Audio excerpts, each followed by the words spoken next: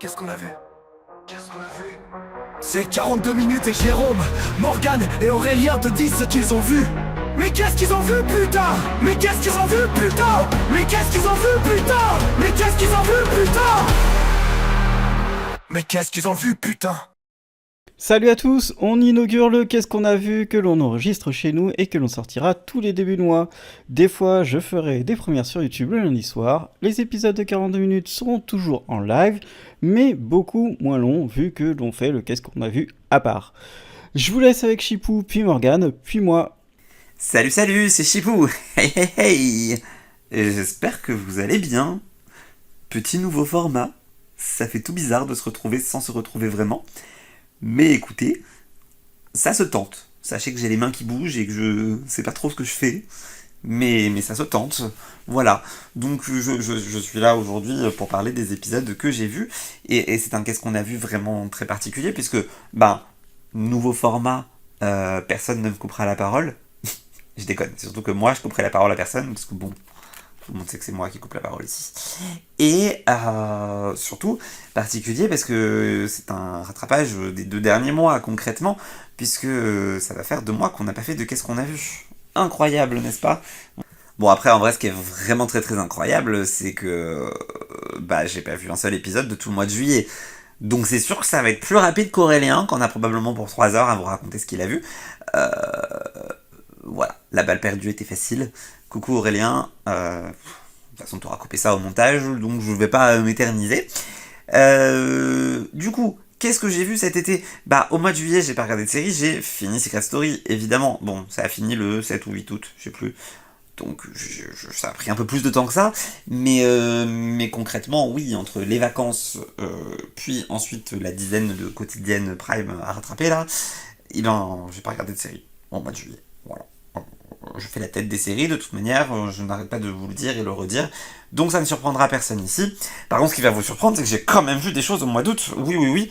Après, ça ne surprendra que les moins fidèles d'entre vous, puisque les plus fidèles pensent bien sûr à aller consulter quotidiennement mon petit blog justonemoreapp.com, puis en plus à cliquer sur les pubs, hein, voilà, on sait jamais, des fois que, je veux dire... Faites-moi de la thune, je prends vos 1 centime avec plaisir. Et encore 1 centime, je pense que c'est au bout de 10 clics, mais bref, vous voyez l'idée. Ah oui, pardon, j'étais là pour le qu'est-ce qu'on a vu. Donc qu'est-ce qu'on a vu? Moi cet été, j'ai enfin terminé la saison 26 de New York Unité Spéciale, Law and Order Special Victim Unit. Alors si j'ai mis autant de temps, c'est pas tellement parce que j'aimais pas, mais c'est parce qu'il y a un mood pour regarder cette série. Qui généralement c'était le dimanche soir, voilà. Ensuite c'est une des séries que je regarde avec sous-titres français parce que je la regarde pas tout seul, donc il faut le temps que les sous-titres arrivent et ça prend beaucoup de temps par rapport à d'autres séries ou par rapport à avant en vrai, parce que c'est la seule série que je regarde avec sous-titres français, donc je ne sais pas si c'est devenu comme ça pour toutes les séries, mais je sais pas, il y a une époque où 1 heure après la sortie de l'épisode aux États-Unis, il y avait déjà les sous-titres dispo. Alors c'était plein de fautes, c'était pas toujours bien, mais il y avait des sous-titres. Là maintenant, il y a vraiment des épisodes sur lesquels, genre 1 mois après, on n'a pas les sous-titres. Bon voilà, c'est pas pour ça que vous écoutez ce podcast. Qu'est-ce que je peux vous dire de cette saison 26? En vrai, je l'ai bien aimé. Je continue de toujours apprécier lancer ces épisodes. Alors c'est un petit peu bizarre dit comme ça quand on connaît le contexte de la série et ce qu'elle raconte. Mais vraiment, je trouve qu'il y a une approche intéressante. Et que le fait que la série se place toujours du côté des victimes la rend bien plus intéressante que... pléthore de séries qui ne le font pas. Voilà. Donc les personnages sont cool. Moi j'étais plutôt content de cette saison. Après, bien sûr, la fin de saison est très ratée. Je pense que tous les gens qui l'ont regardé diront la même chose. C'était un épisode lambda avec une dernière scène où tu comprends que y a un perso qui se barre. Et t'es là genre mais pourquoi il se barre en fait? Enfin, je sais pas. Bref, c'est quand même le gros point noir de cette série, c'est qu'il se débarrasse de tout le monde au bout d'1 ou 2 saisons. Sauf bien sûr Olivia, et qu'en plus ils savent pas se débarrasser de leur personnage, vraiment, enfin, c'est un mystère pour moi, le casting de cette série. Et voilà, tous les nouveaux finissent par dégager sans vraie raison, alors parfois on les tue, mais c'est pas franchement mieux. Voilà, c'est bizarre, on s'investit dans des personnages, et puis finalement non. Bon, écoutez, c'est la vie. J'ai enchaîné avec plus récent pour le coup, Eyes of Wakanda Forever, C'est une saison 1 officiellement. Après, très franchement, c'est une série d'anthologie avec seulement 4 épisodes qui durent moins de 30 minutes chacun. Surtout si on retire le générique de fin. Bon, voilà. J'ai beaucoup aimé, cela dit. Alors, je pensais que je n'allais pas aimer en vrai Eyes of Wanda. J'ai pas particulièrement aimé le premier film Black Panther. J'ai beaucoup aimé le deuxième. Mais même si je l'ai beaucoup aimé, il est très très loin derrière beaucoup d'autres projets du MCU.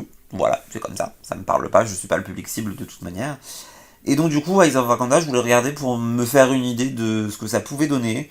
Et ben ça a été une très bonne surprise, parce que je retrouve Marvel Animation, qui fait des très bonnes choses, je trouve. Et puis là, on avait vraiment 4 histoires très différentes, mais à chaque fois, j'ai été embarqué. Alors, j'ai plus été embarqué sur les 2 premiers, j'avoue. Le troisième, un peu moins. Et puis le quatrième faisait une conclusion sympa. Ça m'a rappelé la construction des saisons de What If, sauf que bah, du coup, il y a 2 fois moins d'épisodes. Et donc, on est vraiment sur une anthologie qui va raconter l'histoire de plusieurs héros du Wakanda. Héros et héroïnes, d'ailleurs. Dans les trucs que j'ai trouvé vraiment sympa, c'est que ça s'attarde sur des détails de mythologie, soit du MCU, soit de notre mythologie à nous tous, culture commune bien sûr. Et je m'attendais pas forcément à ça. Donc voilà, petite série qui m'a remis en jambe concrètement, parce que comme j'avais rien vu depuis plus d'un mois et demi, c'était bien d'avoir 4 épisodes pour me dire allez, je le fais pas, voilà, j'ai tout regardé en une journée. Emballé, c'est pesé. J'ai enchaîné ensuite avec la série. Alors là, attention, Aurélien, tu feras le montage, tu feras le petit roulement de tambour. Voilà, c'était mon ordinateur. J'ai regardé la saison 1 de Paradise. Voilà, enfin. Qu'est-ce que je peux vous en dire? À part de... Et en fait, exactement la même chose que ce que Aurélien ou Morgane a pu dire sur la série. C'est un vrai petit coup de cœur. Elle a fini par détrôner Agatha All Along en tant que série préférée vue cette année. C'était pas gagné, hein, franchement, parce que pour moi, Agatha, c'était quand même du top niveau. Mais il se trouve que Paradise a été une bonne surprise. Ça l'est d'autant plus que j'en ai entendu beaucoup de bien, comme vous savez, et que moi, quand j'entends du bien, j'ai tendance à attendre beaucoup trop bien et du coup être déçu, parce qu'on m'a vendu un truc incroyable et je suis là genre oui, bon bah voilà. Finalement, le gros twist du premier épisode, bon, je l'avais pas, je reconnais. Ça m'a plu sans que ça me bouleverse, ou en fait là vraiment, je pense que ce que j'étais en train de dire juste avant, on m'en a vendu tellement de bien que j'étais genre oui, bon, ok, c'est un twist, mais qu'est-ce que ça peut apporter pour la suite? Et en fait, même dans la suite, dans la manière dont sont montés les épisodes, dans la manière dont est fait l'intrigue, je trouve ça vraiment cool. On a une saison 1 qui est un vrai tout complet, qui ouvre vers une saison 2, mais qui en même temps réussit à bien conclure tous les enjeux. Et j'aime bien quand les séries sont faites comme ça. En fait, c'est bien construit, c'est tout. On a une saison qui raconte une histoire de A à Z. Avec, hey, regardez, en fait, il peut se passer ça ensuite. Bah voilà, c'est ça qu'on veut dans les séries. On veut de la surprise. On veut des trucs un peu basiques et prévisibles. Genre, toi, là, tu crois vraiment que je t'avais pas vu venir quand tu tues l'autre. Évidemment que je savais que t'étais une espionne, ça se voyait. Bref, pas une espionne, une chose à gâche. Bon, bref, vous avez l'idée. Et puis, bien sûr, il y a le casting de Paradise que j'adore, en fait. Cet acteur de This Is Us, que je n'ai toujours pas terminé, même si j'avais dit que peut-être cet été je m'y mettrais, ben non. Et puis, Sarah Shay, bien sûr. Évidemment. Gros coup de cœur, toujours. Partout où elle passe. Donc, non, vraiment, très sympa. Dommage que ça ne fasse que 8 épisodes, finalement. Mais en même temps, si ça avait fait plus de 8 épisodes, je me serais probablement pas lancé dedans. Donc, en fait, j'ai pas de conclusion, c'était bien, c'est tout. Regardez Paradise, si c'est pas encore fait, on vous l'a déjà dit 2 fois, qu'est-ce que vous attendez? Vous vous prenez pour moi ou quoi? Bref. Une fois que j'ai eu terminé Paradise, j'ai eu envie de terminer une autre saison 2, qui est The Walking Dead d'Daryl Dixon. Et j'ai eu envie de la terminer parce qu'en fait, la saison 3 va commencer... et ben en fait, quand vous écoutez ça, je crois qu'elle est déjà commencée, puisque généralement ils diffusent les épisodes dès le dimanche avant la diffusion officielle de la série. Ça n'a pas de sens. Internet n'a pas de sens. AMC n'a pas de sens. Bref, j'ai encore regardé un spin-off de Walking Dead. J'ai du retard dans toutes les séries Walking Dead, mais pas dans celle-là. Je suis à jour au moment où je vous parle. Peut-être pas au moment où vous écoutez, mais au moment où je vous parle, je suis à jour. J'ai donc terminé la saison 2. Oui, bon bah voilà quoi, hein. Je sais que c'est un des meilleurs spin-offs de la série dans ce qui a suivi, dans la production qui a suivi la fin de la série. Et ça reste pas grandiose quoi, je veux dire, ça se passe en France, c'est rigolo, il y a des très jolies images, des très jolis paysages, les effets spéciaux sont top. Après en termes d'histoire, franchement, on est sur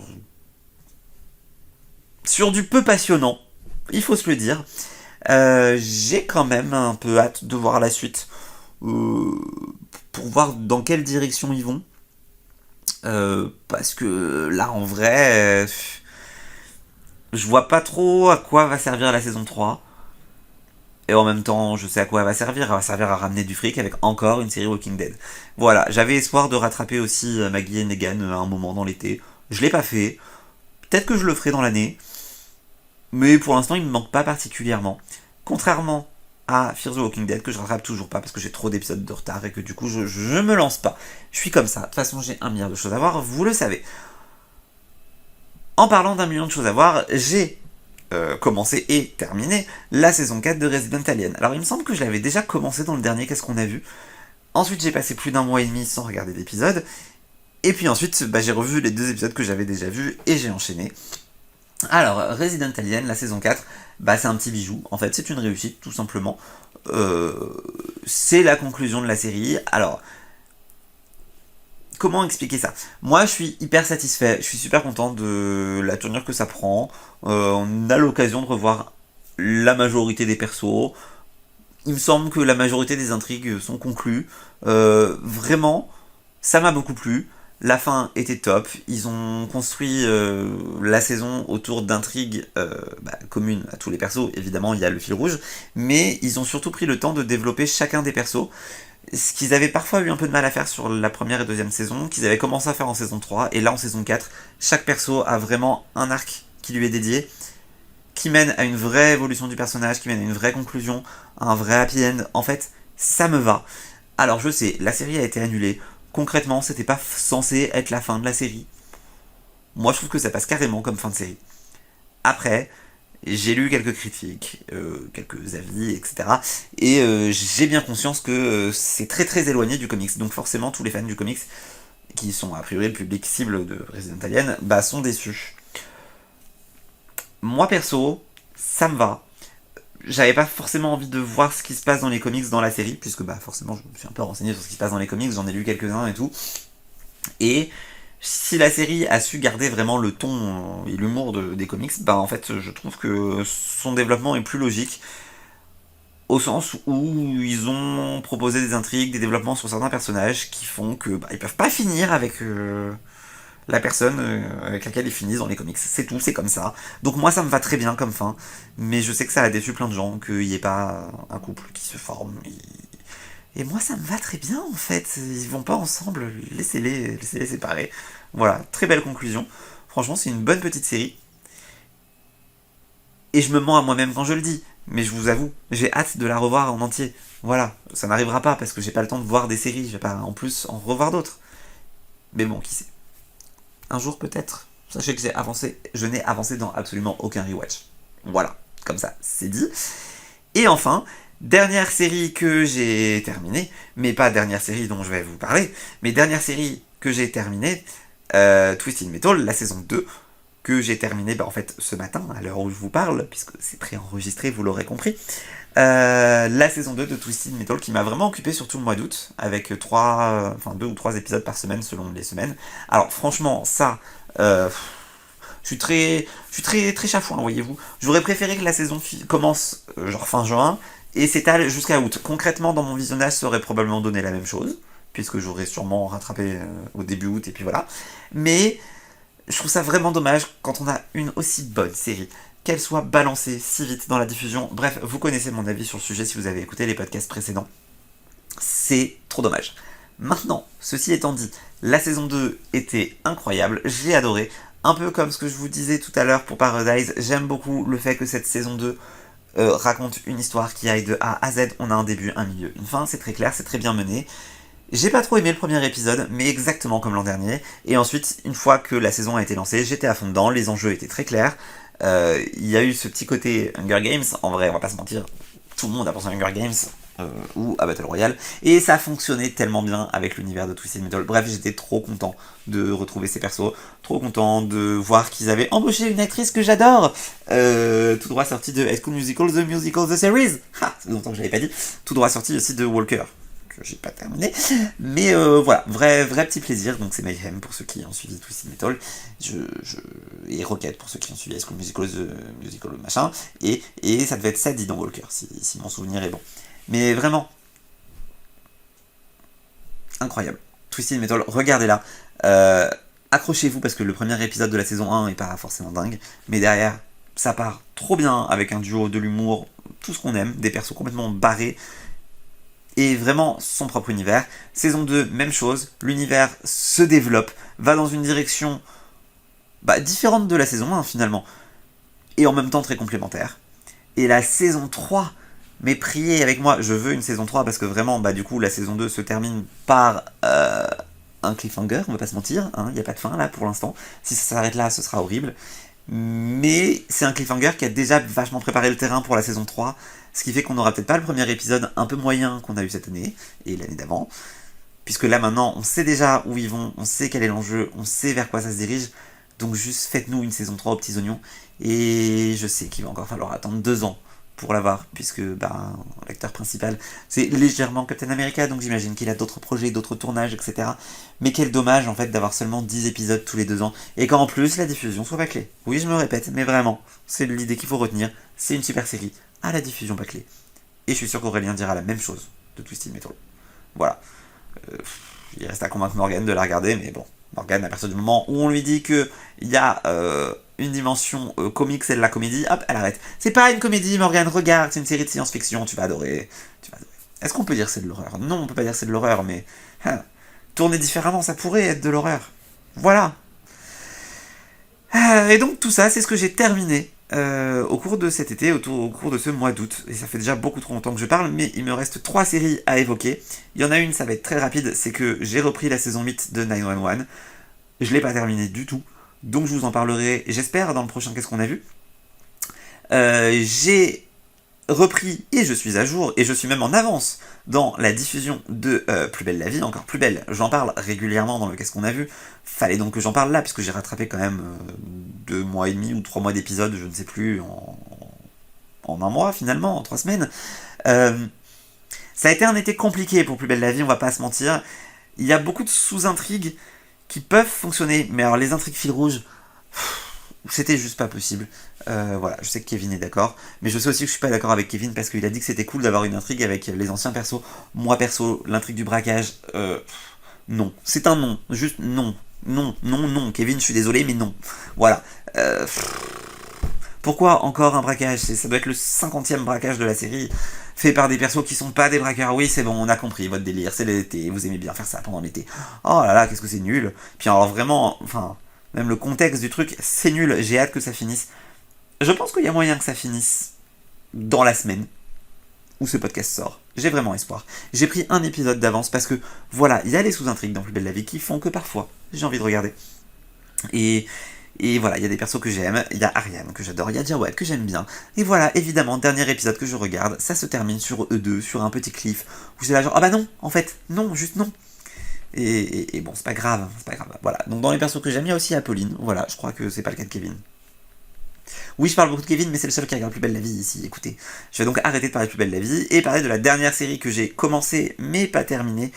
C'est Alien Earth, la saison 1. Comment vous dire? Là, pour le coup, on est sur le syndrome que je craignais pour Paradise. J'en ai entendu du bien. J'ai vu passer des avis positifs sur Twitter, sur les articles Google et tout, qui disaient « C'est trop bien comme série, c'est la série de l'été, machin. » Bah non. Juste non. Voilà. Non. La série de l'été, c'est Twisted Metal. Regardez Twisted Metal. Alien Earth, c'est... Au mieux, c'est bien, en fait. Voilà. Je suis désolé, moi, on me vend Alien. La franchise Alien, à la base, c'est censé être... certes de la science-fiction, mais aussi de l'horreur. Il y a un côté monstrueux, il y a un côté scène d'alien qui veut tous nous buter. Et bah j'ai pas ça dans la série. Moi dans la série j'ai envie que le xénomorphe il gagne en fait. Je suis du côté du xénomorphe. Les personnages principaux de la série... Oui, j'ai envie de les voir mourir, j'ai envie de les voir perdre en fait. Et je pense que c'est le plus gros problème, c'est qu'en fait, ça fait pas peur. Le xénomorphe, il est là, mais en fait, non. Et puis ça s'appelle Terre, concrètement. Mais où est la Terre dans tout ça? Enfin, je veux dire, on a vu un vaisseau spatial, super. On a vu l'intérieur d'une tour, vite fait. Allez, les riches, super. Et puis on voit une île, cool. Mais en fait, je sais pas, développez votre truc, ça s'appelle Earth. Mais j'imagine que ce sera pour la saison 2. Je continue de regarder, évidemment. Pourquoi? Parce que c'est pas mauvais non plus. C'est juste que je m'ennuie, en fait. Le rythme est très lent, comme mon Qu'est-ce qu'on a vu. Et puis, il se passe pas grand-chose. Les aliens font pas peur. Je suis du côté des aliens à chaque fois. Voilà. En fait, ce qui me pose problème aussi, c'est que dans ce qui m'a fait vite fait peur, c'est un alien qu'ils ont créé pour la série et pas le xénomorphe. Et je trouve ça bizarre pour une série qui s'appelle Alien, au sens de la saga Alien, de pas réussir à retranscrire l'ambiance des films et pas réussir à retranscrire ce qui était censé faire peur. Bon voilà, on en parlera sûrement, j'allais dire dans le prochain podcast, mais non, dans le prochain Qu'est-ce qu'on a vu. Rendez-vous au prochain podcast. Moi, j'ai vraiment hâte d'y être. Et puis en fait, voilà, c'est terminé. C'était le Qu'est-ce qu'on a vu. La bise. Ah non, c'est pas moi qui dis la bise. Bon. À plus. Voilà. Au revoir. À la prochaine. Et bonsoir, ici le Qu'est-ce qu'elle a vu Morgane cet été. Pour être tout à fait honnête, Morgane, elle a pas vu grand-chose cet été et elle était un peu dans le déni. C'est pour ça que j'ai attendu un peu tard pour enregistrer ma partie, parce que je me suis dit non mais t'inquiète, je vais peut-être revoir des trucs en plus, ça serait dommage d'enregistrer maintenant. Est-ce que j'ai vu des trucs en plus? Absolument pas. Est-ce que j'aurais pu enregistrer la semaine dernière? Oui. Mais là n'est pas la question. La question c'est qu'est-ce que j'ai vu? On va donc commencer par The Librarians, The Next Chapter, qui est donc le spin-off de la série The Librarians. J'ai vu les 7 derniers épisodes de la saison 1, et donc on est sur une fin de saison. Donc mon avis global sur la série, c'est que c'était un début un petit peu compliqué. J'étais pas ultra convaincue, mais finalement, plus les épisodes avançaient, et plus j'ai adhéré à ce côté un petit peu cheap, que la série mère avait aussi en vérité, mais à un niveau différent. Du coup, dans cette série, je trouve que le groupe fonctionne très bien, on a envie de les voir réussir tous ensemble, l'ambiance est très feel good, j'aime beaucoup, et même si en vrai ça ne vaut pas l'original je pense, c'est quand même un très bon second. J'ai passé un très très bon moment devant cette série, et j'espère vraiment qu'on aura une saison 2. Ensuite, j'ai vu 8 épisodes de la saison 4 de Resident Alien, et du coup, on est sur une fin de série. Aïe aïe aïe, ça y est, Resident Alien, c'est terminé. Je ne sais pas quoi penser de cette saison 4, il s'est passé beaucoup de choses. On voyait que c'était une fin de saison. Ils y ont vraiment été à fond, en fait, sur cette saison 4. Et en même temps, même si je l'aimais beaucoup, je pense aussi qu'il était temps de l'arrêter. Peut-être qu'une saison 5 aurait été de trop. Donc là, je me dis, franchement, la saison 4, ça se voyait que c'était la fin, parce que vraiment, c'est parti en couille de fou. Mais j'ai pris énormément de plaisir.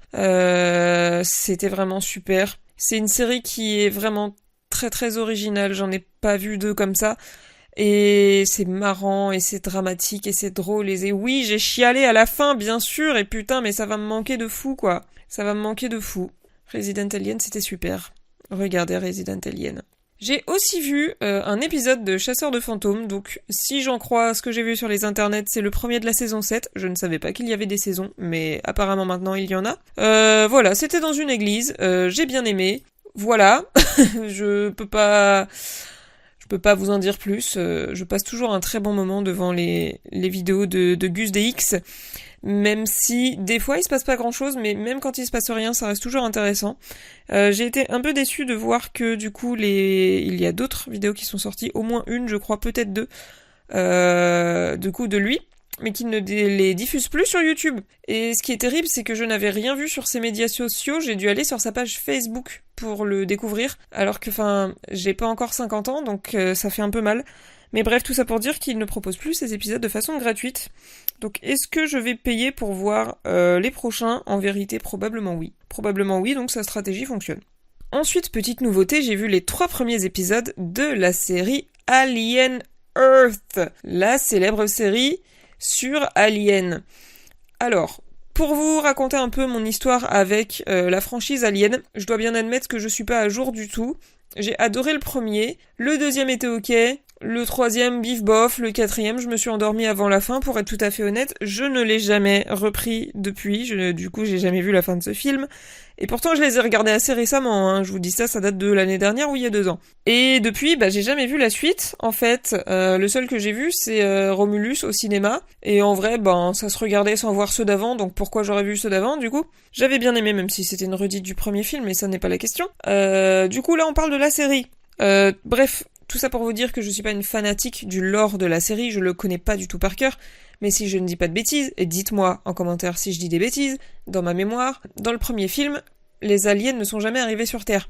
Parce que la série se passe avant le premier film, en termes de timeline. Du coup, je comprends pas trop. Pour moi, il y a pas de logique, à moins que ce soit un univers parallèle ou un truc comme ça, où en fait c'est arrivé, mais ils ont réussi à couvrir, à faire un cover-up du truc, je ne sais pas, mais en tout cas, la continuité de l'histoire pour moi n'y est pas, mais en vérité, je m'en fous un peu, c'est juste que ça m'a fait tiquer, quoi. Et ça se trouve, là je suis en train de dire n'importe quoi. Mais bref, j'ai bien apprécié ces 3 premiers épisodes. Il y a quand même des petits trucs qui me chiffonnent un peu, notamment le fait que ce soit des épisodes qui durent 1 heure. On a déjà fait un podcast là-dessus, donc je vais pas vous rabâcher la totalité du concept.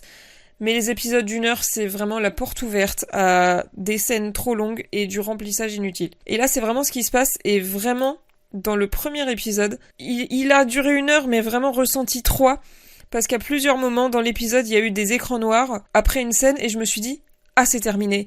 Et parce qu'en fait, ça faisait une bonne fin aussi, et en fait, non, c'était pas fini, donc je sais pas ce qu'ils ont essayé de faire avec ça, mais arrêtez. Arrêtez les épisodes d'1 heure, revoyez la construction de vos séries, s'il vous plaît, ça serait beaucoup mieux pour tout le monde. Du coup, qu'est-ce que je pense de la série pour l'instant ? Écoutez, j'aime bien, c'est pas la série de l'année pour l'instant, mais j'aime bien le concept, il se passe des trucs plutôt cool. Après il y a quand même des personnages un peu débiles. Bon, j'ai envie de dire que le personnage débile, s'il est pas dans une série, c'est peut-être pas une vraie série, en tout cas c'est rare d'en trouver. Par contre il y a un autre truc qui m'agace un peu également, c'est le fait qu'on a des personnages invincibles et invisibles, parce que du coup l'alien, il est très rapide, il tue tout le monde très très vite. Sauf, comme par hasard, les personnages principaux qui arrivent à échapper à peu près tout, quoi. Donc ça me rappelle un peu le phénomène The Walking Dead, dans lequel, pareil, tout le monde mourait sauf les personnages principaux, parce qu'ils avaient un genre d'aura de protection autour d'eux qui faisait que ils se faisaient jamais échoper, et là c'est à peu près la même chose, donc c'est relou parce que même si tout le monde n'a pas vu la saga Alien en entier, on sait à peu près de quoi l'animal est capable, et surtout on le voit déjà dans les épisodes, avec tous les personnages secondaires et tertiaires et figurants.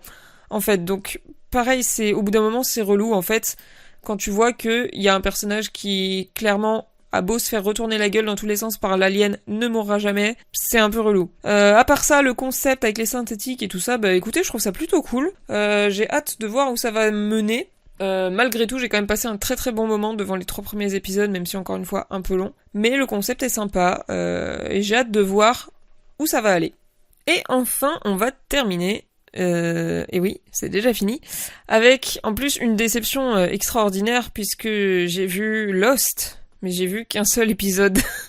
Donc je me suis arrêtée au 8 de la saison 5. Voilà. Est-ce qu'on va finir cette série un jour ? Je ne sais pas. Est-ce que je verrai la version ordre chronologique un jour quand j'aurai fini la version normale ? Je ne sais pas non plus. Ça n'avance pas très très vite, alors que pour le coup, là, il se passe des vraies choses intéressantes, puisqu'on est arrivé au moment de ça y est, on a voyagé dans le temps, quoi. Je vais pas vous en dire plus parce qu'il y a peut-être des gens assez fous pour écouter ce podcast sans avoir vu Lost, donc je ne veux pas spoiler. Mais voilà, il se passe beaucoup de choses. Mon copain commence à être un peu perdu, malgré lui, parce que voilà, il a du mal à suivre un peu du coup ce côté voyage dans le temps. Après, le fait qu'il passe la moitié des épisodes sur son téléphone n'aide pas non plus, on est bien d'accord. Mais oui, j'aimerais qu'on avance un peu plus vite dans cette série, mais bon, c'est un fil rouge qui avance très très lentement, mais qui avance. Donc voilà, c'est tout ce que j'ai vu cet été. Comme je vous l'ai dit, quoique je sais même pas si je vous l'ai dit, peut-être que je vous l'ai pas dit, mais bref, l'été c'est une période qui est très très chargée pour moi au boulot, donc ça a été très très compliqué de voir des séries, j'ai préféré dormir, chose que je ne fais pas assez dans la vie. Donc peut-être qu'on se rattrapera en septembre, peut-être pas. En tout cas, j'espère que vous avez vu de belles choses cet été, n'hésitez pas à nous le dire en commentaire. Hop là, allez, tac. Clin d'œil, vous le voyez pas, c'est de l'audio.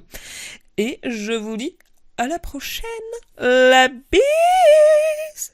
J'ai vu beaucoup de choses cet été, donc je vais d'abord faire la liste des trucs random et ensuite prendre un peu plus de temps pour certaines qui ont besoin d'un peu plus d'infos. Butterfly. En gros, Jean de Lost est super agent secret que tout le monde pensait mort et il va retrouver sa fille, super agente, dans la même organisation. Mon résumé était mieux que la série. C'est long pour rien, le monteur des scènes d'action vient directement de Tekken 3, c'est infernal à regarder. Miracle Workers, saison 4. J'ai mis du temps à la lancer, comme d'hab, le premier épisode est compliqué à suivre car on change totalement d'univers, et à partir du deuxième épisode, Daniel Radcliffe et Steve Buscemi et les 3 autres écrans mettent une vitesse en humour avec référence à tout ce qui se fait. Ils vont tellement au bout de leurs idées débiles, un peu comme Futureman, donc forcément c'est drôle et ça a de l'ambition. Je garde les 2 derniers car ce sont les derniers de la série. The Institute, le premier épisode était une purge. L'univers n'a aucun sens, les personnages n'ont aucun sens, l'autorité n'a aucun sens, les réactions des jeunes n'ont aucun sens. El Motel, très bon dernier épisode, meilleur que les dernières saisons de Slasher. Les acteurs étaient à fond dans leur rôle et c'est un très bon huis clos au niveau de leurs ambitions et budget. Revival, des hauts, des bas, et une fin où ils savaient plus quoi faire. Impossible que la fin ait été écrite à l'avance. Dommage pour Sci-Fi. Il me reste le dernier épisode de Dexter Résurrection, et j'adore la saison. Ça me rappelle vraiment la première et deuxième saison de la série originale. Ils connaissent leur lore, ils ont invité des acteurs qui font vraiment peur en serial killer. New York, c'est trop bien, et ça conclut les choses de la première série comme on avait envie depuis longtemps. Hâte de voir le dernier épisode. The White Lotus saison 3, toujours une série nulle, à chier, avec des personnages abominables, écrits avec aucun talent. Heureusement, le générique remonte au niveau abyssal. Putain. The Assassin, l'intro en plan séquence, action, n'a aucun putain de sens avec la série. Elle est discutée au détour d'une seule phrase pour dire qu'elle ne servait à rien. Sauf que c'est la base de la série. Et effectivement, on nous a vendu ce qui n'existe pas pendant 6 épisodes. J'ai jamais vu ça, c'est un cas d'école. Peacemaker est de retour, c'est du génie, comme d'hab. John Cena est un putain d'acteur comique. Je l'adore d'amour. L'idée de la saison est trop bien, ils ont aucune limite à l'image. Les séries d'ici, ça se loupe rarement, il en faut d'autres dans le même style. Je passe aux parties un peu plus longues. Et je vais commencer avec Alien Earth. Les 2 d'avant en ont parlé. Et je vais être juste un peu plus virulent. Disney a acheté tous les journalistes. Le chèque était vraiment gros pour sortir des éloges pour cette merde. J'ai vu les 2 premiers, le monde n'a aucun sens. Les réactions n'ont aucun sens. Je dis beaucoup que beaucoup de trucs ont aucun sens, mais c'est le plus important dans une écriture. Au plein milieu d'une immense ville, il y a un vaisseau spatial qui rentre dans 2 tours jumelles. Les ascenseurs fonctionnent toujours pour le scénarium. Rien que pour ça, ça me pose un problème. C'est tellement con que les héros à la rescousse utilisent des escaliers juste à côté, qui sont complètement détruits, mais quand il y a un alien qui les poursuit, ça prend l'ascenseur. On en est à ce niveau-là d'écriture. Et les gens dans les tours, tranquilles, ils restent chez eux, ça les dérange pas, le vaisseau spatial, tranquille, on est bien. Oh, non, c'est bon, le concierge va s'en occuper. Niquez-vous! Il y a trop de personnages inutiles aussi. Et le seul truc intéressant, avec des acteurs super, sont dans le vaisseau. Ils l'ont bâclé. Ils ont bâclé ça. Sans aucune raison. Apparemment, les épisodes d'après, c'est pire. Et moi, ça me fait peur. Et normalement, ce qui doit faire peur aussi dans cette série, c'est le métamorphe. C'est un chat, le truc. Il saute partout, il bouffe des trucs. Et comme disait Morgan ou Chipou, je sais plus, il tue que des personnages qui servent à rien. Tous les personnages principaux, c'est tranquille. Ils vivent. Ils ont des têtes à tête avec le métamorphe. Aucun problème. Le spin-off de The Librarian, The Next Chapter. Comme Morgan, j'ai aimé de plus en plus, d'épisode en épisode, le spin-off de The Librarian. L'équipe a pas autant de charisme que l'équipe première au tout début, mais c'est pas le même recrutement. Je trouve que le côté ultra cheap marche parfaitement. Tu sens qu'ils ont fait beaucoup de choses à l'arrache et que les acteurs disent oui à tout. Et c'est là que c'est très drôle et très frais. Lisa, je suis sûr qu'elle est ultra drôle. Ils lui font faire n'importe quoi. Voir le déguisement en clown, c'est du génie. La saison 2 de The Ark, fait par les mêmes personnes, est partie dans ce délire. Et ça marche beaucoup mieux. La saison 2 est déjà presque tournée et ils savent ce qu'ils veulent faire avec de gros guests. On sait déjà que ça va être trop bien. Ça y est, c'est fini Resident Alien. C'était 4 bonnes saisons, c'est tellement rare.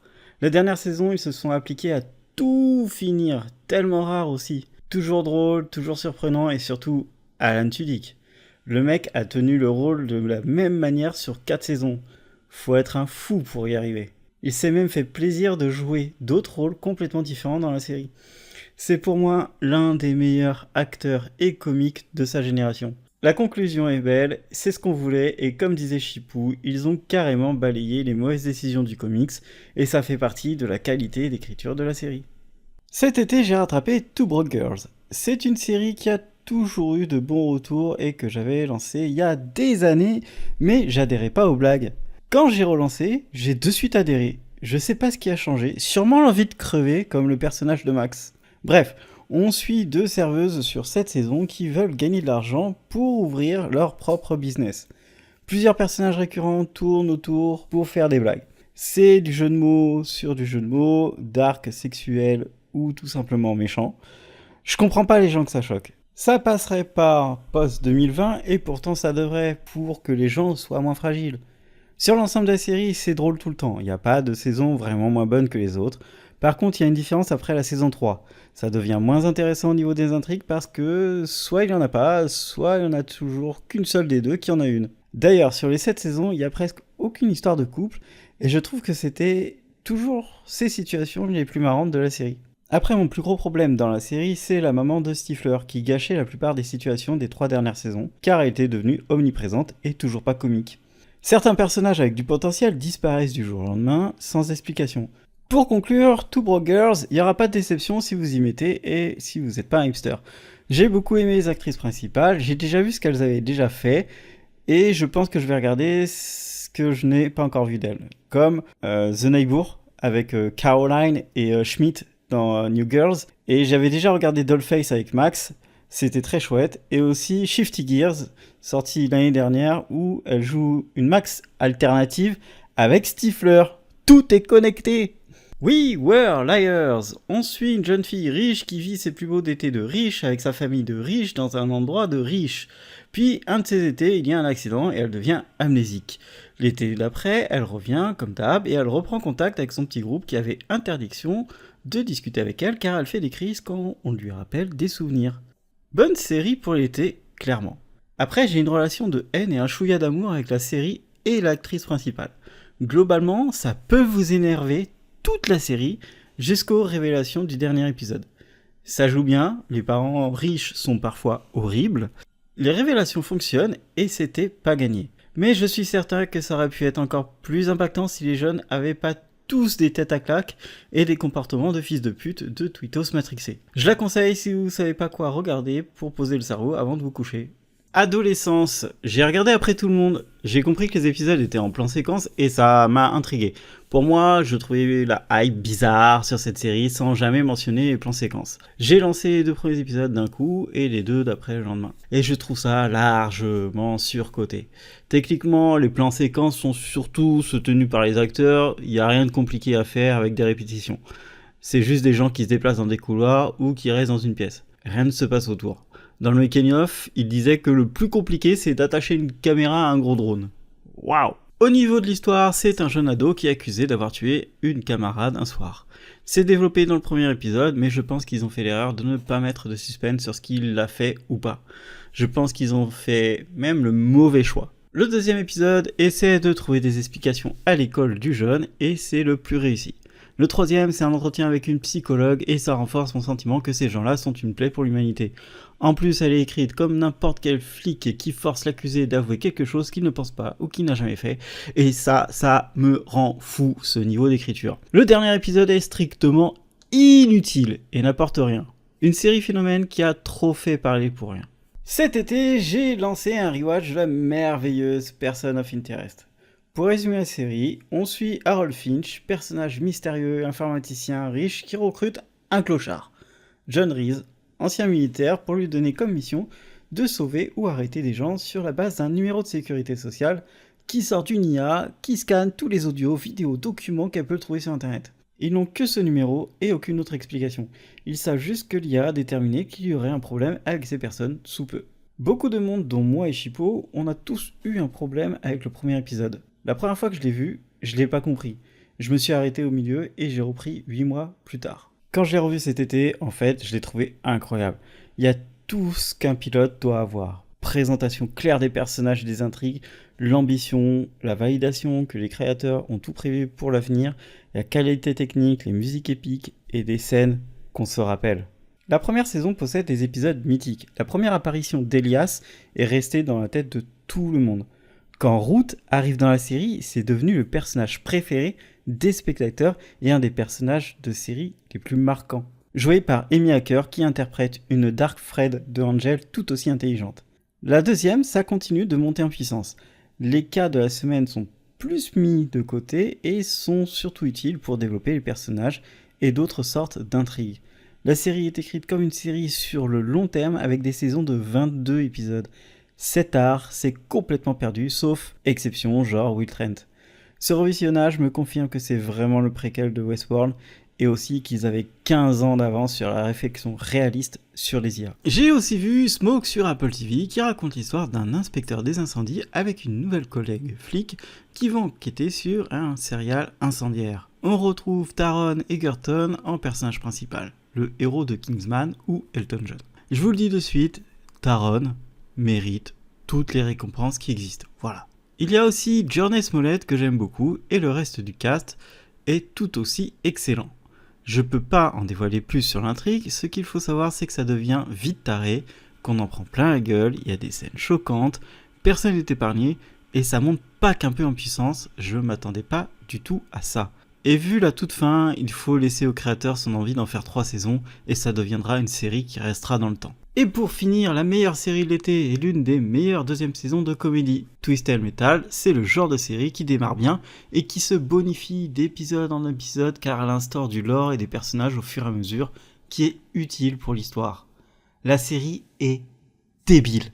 Tout le monde est débile de la bonne façon. Tout est premier degré, à commencer par les blagues. Par exemple, les gens peuvent s'engueuler sur une expression métaphorique en l'apprenant au premier degré.